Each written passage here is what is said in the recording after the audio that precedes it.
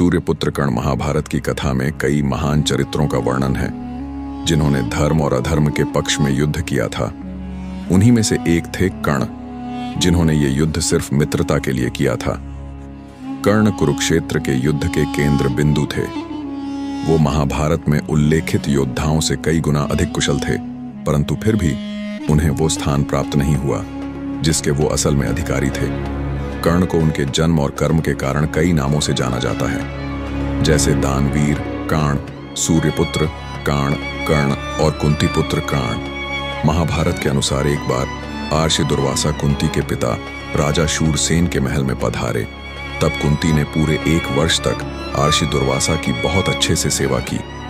आर्षि कुंती के सेवा भाव से बहुत प्रसन्न हुए क्नॉइस, परंतु उन्होंने अपनी दिव्य दृष्टि से यह देख लिया था कि विवाह के उपरांत कुंती को पांडु से कोई भी संतान प्राप्त नहीं हो सकती, जिसके कारण आर्षि दुर्वासा ने कुंती को वरदान दिया कि वो किसी भी देवता का स्मरण करके उनसे संतान का वरदान मांग सके। दी है।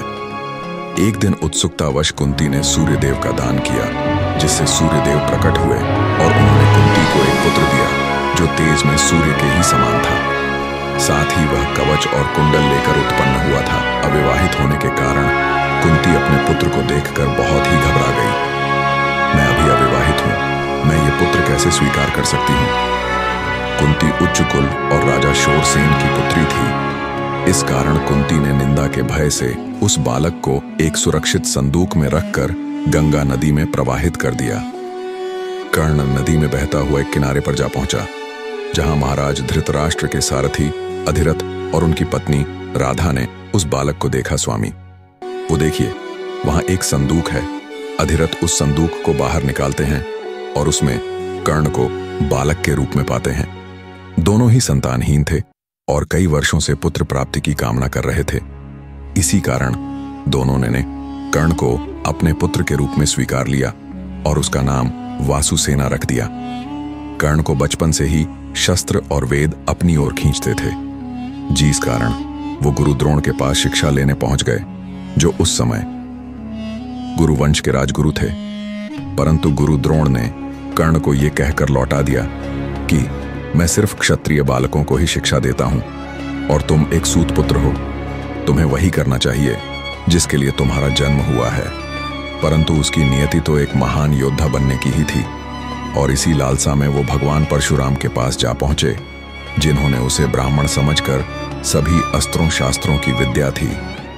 एक दिन उनके गुरु भगवान परशुराम जब दोपहर के समय कर्ण की जगह पर सर रखकर आराम कर रहे थे, तभी एक बिच्छू ने कर्ण की जगह पर काट लिया।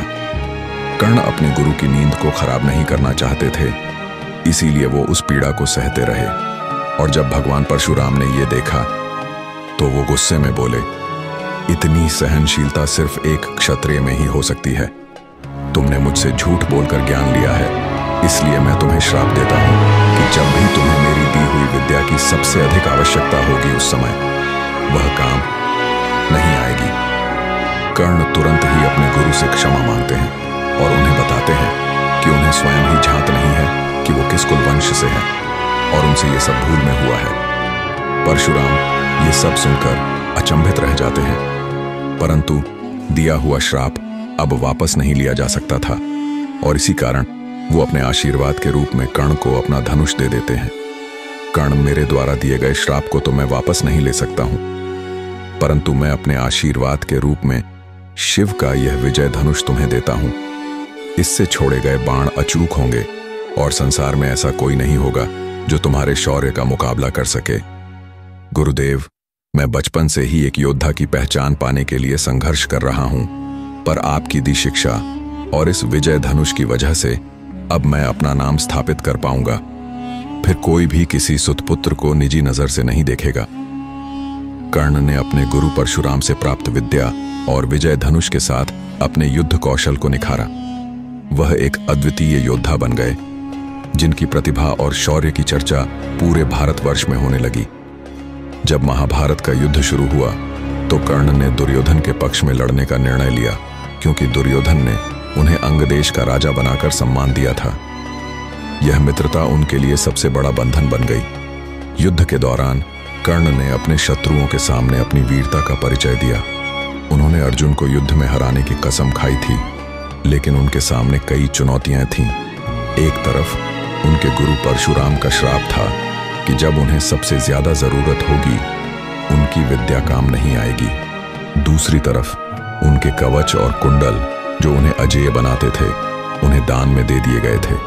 कुरुक्षेत्र के युद्ध के अंतिम दिनों में कर्ण और अर्जुन का सामना हुआ। यह युद्ध दो महान योद्धाओं के बीच एक ऐतिहासिक मुठभेड़ थी। कर्ण ने अपने शस्त्रों और बाणों से अर्जुन को चुनौती दी, लेकिन उसी समय उनके रथ का पहिया कीचड़ में फंस गया। जब वह रथ को निकालने की कोशिश कर रहे थे, तब परशुराम के श्राप ने उन्हें घेर लिया। उन्हें याद आया कि उनकी विद्या अब उनके काम नहीं आएगी। इसी समय श्री कृष्ण ने अर्जुन को यह याद दिलाया कि कर्ण एक महान योद्धा हैं, लेकिन उन्हें इस समय निर्दयता से कार्य करना चाहिए।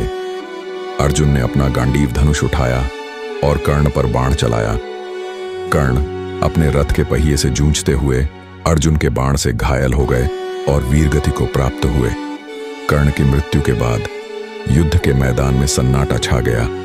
उनके शत्रु भी उनके शौर्य और दानवीरता को सलाम करने लगे।